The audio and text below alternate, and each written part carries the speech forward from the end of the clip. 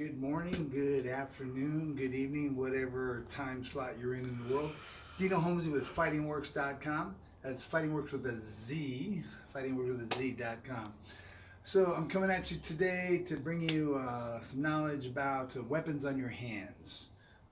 First off, I guess we should always be aware of a circumference around us to begin with. So that's your first line of defense, to be constantly aware of your surroundings, whether it be 6 feet, 10 feet, 12 feet, 50 feet, 100 feet, whatever it is. Know all the way around you, 360 degrees around you, what is coming into your space, whether it's friend, foe, dangerous, non-dangerous. Be aware of your surroundings at all times. That in itself will probably be a deterrent to you being attacked to begin with. If a criminal sees that you're looking at your phone or something, you're a target. If a criminal sees that you're aware of your surroundings and you carry yourself like you know what you're doing, they're going to go to an easier target. So the weapons on the hands. First off, you want to talk, walk, or run away from any situation. Talk, walk, or run away from any situation. A physical confrontation is just not a no-win situation. You're going to suffer criminally, you're going to suffer financially, legally, whatever the situation is, or maybe down the road, you're going to suffer with your life. Because in this day and age, if you just beat somebody up and you don't put them out for the count, they're going to stalk you, find out where you live, take care of you and your whole family. So talk, walk, or run, and if you have to do something, finish it, and finish it quick. All right, first two weapons, probably everyone would say fist, correct? All right, but what part of your fist?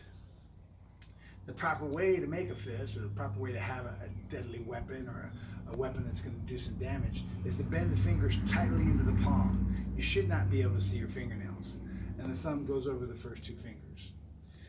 And then knuckles, okay, so we're going to strike with the knuckles, but what knuckles? First two knuckles, pointing finger and middle knuckle, those are your weapon, all right? They are supported by the foundation of your ulnar and radial bones in your arm, so they have foundation behind those two bones.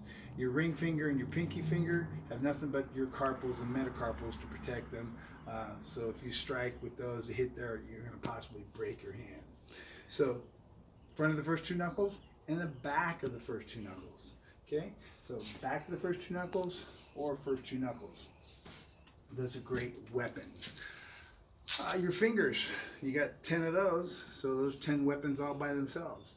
And they can be used as weapons besides gouging or scratching.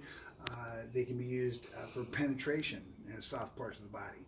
But in order to use those weapons, I would suggest some awesome conditioning first. You might want to start with some water, work up the sand, rocks, but you'd have to definitely condition your fingers to take the ability to strike with those and do any type of damage. You can use a single finger, one finger supporting the others, 3 fingers together, or do a whole spear hand together. Knife hand, the old karate chop, great weapon. Hammer fist, right? Just ball the hand up again, tightly into the fingers, tightly into the palm, so you cannot see your fingernails. Thumb over the first two fingers, and you can strike up, down, just like you're swinging a hammer, whatever the situation may be. Hammer fist, awesome technique. Palm heel strike, striking with the palm of the heel, fingers tightly together, wrist bent back, striking with the palm heel. And this is probably the weapon I would suggest to use in a confrontation versus a fist. Unless you're very adept at striking, you may catch a skull, jaw, tooth, something that's going to do you a lot more damage than you're going to do your assailant. So palm heel strike, or hammer fist, or knife hand, or karate chop, whatever you want to call it. Those are the weapons I would use in the street to alleviate any damage to yourself. The outside and inside portion of your wrists. So say like you were in between two people, you could go with the inside portion of the wrist over here and outside portion of the wrist over here. Boom, boom. You have the web hand, which is my preferred weapon. If anybody's coming at me, it's just an extension of the arm straight to the Adam's apple. So web hand is just an extension of the arm straight to the Adam's apple. You break the Adam's apple. You can also grab a thumb along the throat or trachea and fingers along the carotid artery. Grabbing there, you can rip, tear, pull, do a lot of damage to the throat. And that's going to be a lot better of a much more stronger grip than just trying to grab the throat, because somebody can tense out of that. Whereas if you have the jugular, there's no way of getting out of that. Okay, so we've got ridge hand, bending the thumb along underneath the hand, striking with the forefinger, this bony portion of the forefinger, and again, fingers tightly together, striking with the ridge of the hand.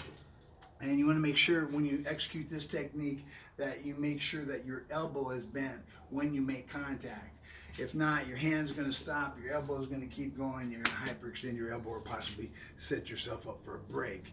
So, ridge hand can basically be thrown like a hook, but the best way to throw it would be to send it out like you're doing a jab and rotate the hip and shoulder. Speaking of rotating the hip and shoulder, I guess we'll get into that on another video. The proper way to execute a technique, and that will come along with the 4 principles of execution. So a little recap. One more weapon, the middle knuckles. Nice strike then. And again, that's probably a weapon that you're going to need to use some conditioning on your hands before you can throw that effectively. So we got first 2 knuckles, back and front.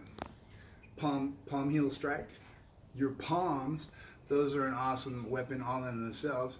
To the eardrums, pop the eardrums, totally mess up their equilibrium, possibly blow up their eardrums, have blood gushing out their ears or whatever. And then your hands are right there to grab hair or ears to do a pull and a knee smash. So knife hand, hammer fist, outside and inside portion of the wrist, ridge hand, all your fingers, finger strikes. Thumbs are great for the eyes, and those are those targets you want to go for with your fingers. Basically, your main targets are on the head, eyes, ears, nose, throat. So those are your weapons, and those are your targets. Any questions, please leave them down in the comment section. If there's anything else that I need to touch on, please give me a holler, give me a shout, tell your friends, tell your family, put this out, like it, subscribe, do whatever you got to do to help me get out there and pass on this knowledge to other people. Have a great day, and thanks for watching.